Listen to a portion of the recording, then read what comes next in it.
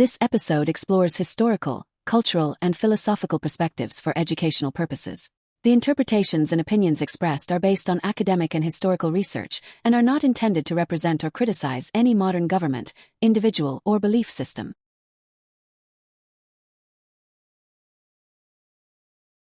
Okay, so let's jump right in. When you think innovation, what country pops into your head first? For most of us, for decades, there's been a pretty standard answer. But what if I told you that answer, and the whole story that goes with it, is missing some of the most mind-blowing chapters of human history? And yeah, this pretty much sums it up. A report from the Information Technology and Innovation Foundation puts it bluntly: the common narrative is that China is a copier and the United States is an innovator. You've heard this a million times, right? It's a story that shapes headlines, politics, and probably even how you think about the phone in your pocket. But here's the real question we're digging into. Is that really the whole picture, or is it, just a convenient shorthand that papers over a much more complex, much more surprising reality?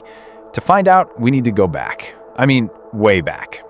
To really get this, we're not starting in a modern tech lab. We're rewinding the clock 1,000 years to an era you might call China's forgotten Renaissance, a time that was so incredibly advanced, it kind of messes with our whole idea of how human progress is supposed to work. Okay, so I want you to imagine a city. But don't think of some dusty, ancient outpost. No, picture a massive, bustling metropolis. The biggest, most alive, most incredible place on the entire planet. A full millennium ago. A city that was, honestly, more modern than London or Paris would be for another 500 years. This place was Kaifeng, the capital of the Song Dynasty, and let me tell you, it was something else. It had over 1 million people. At the same time, London was just a tiny town of maybe 15,000. It had a foodie culture with over 70 huge restaurants where waiters were famous for carrying tons of dishes without ever making a mistake, and get this, no curfew. People were out at night, under the lamps, going to spectator sports. It was a level of urban freedom that was just, wow, unheard of anywhere else. And this city was the beating heart of a technological revolution. I'm not talking about small tweaks here. The Song Dynasty perfected woodblock printing and invented movable type 400 years before Gutenberg got the credit in Europe.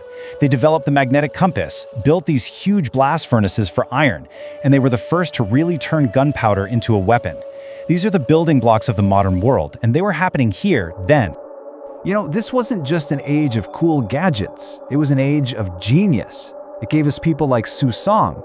And just think about this combination of skills. He was a brilliant engineer, a leading astronomer, a respected scholar, and a famous poet, all in one person. It was a culture that didn't see a line between art and science. And this is where it gets really interesting. It's so easy for us to say, oh, he's like the Chinese Leonardo da Vinci. But, and this is such a key point, that's totally backwards. Su Song lived 400 years before Leonardo. So really, it's way more accurate to say that Leonardo is the Western Su Song. Wow, right? That one little flip completely changes how you look at history. But okay, here's where the story takes a turn. Because that free-flowing, creative innovation of the Song Dynasty, well, that isn't China's only playbook. There's another model, a totally different way of getting incredible things done. Let's call it innovation by command. This brings up the big what if, right? If the Song were so ridiculously far ahead, why didn't they just keep going? Why wasn't China the one to kick off the Industrial Revolution and lead the world into the modern age? Well, to figure that out, we have to look at a different dynasty with a completely different philosophy. Let's start with a number, 8,000. That's how many of these life-sized, totally unique terracotta warriors were built for China's first emperor. Just look at the scale of that.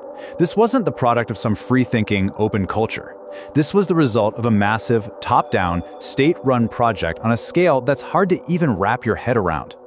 And the software running this whole operation was something called legalism. And wow, this was a philosophy of just absolute state control. Perfection wasn't encouraged, it was enforced through terror.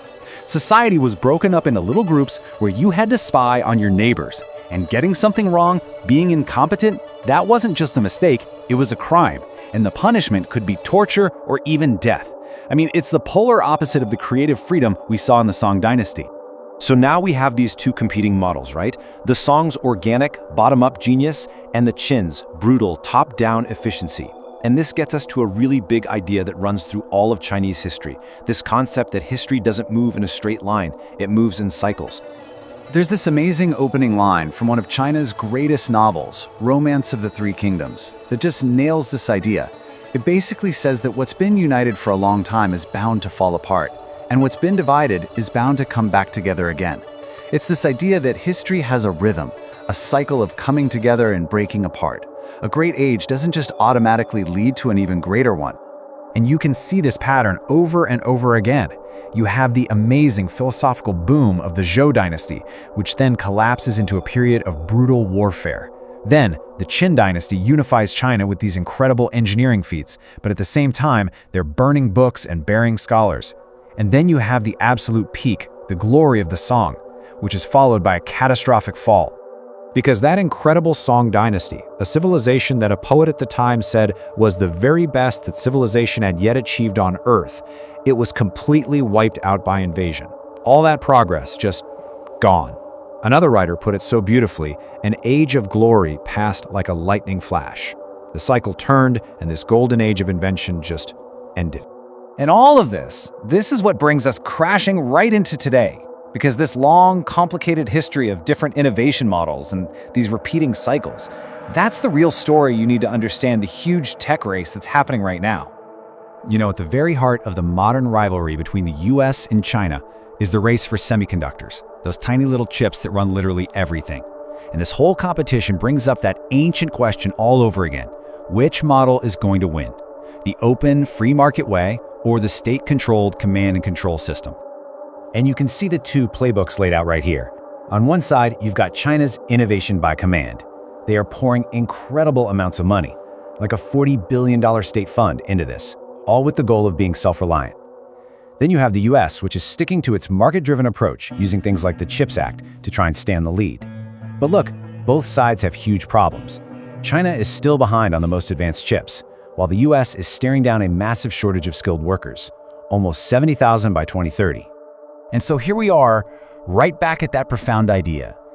This isn't just some new Cold War. It's not just business competition. When you look at it through the long lens of history, it's just the latest turn of a very old wheel.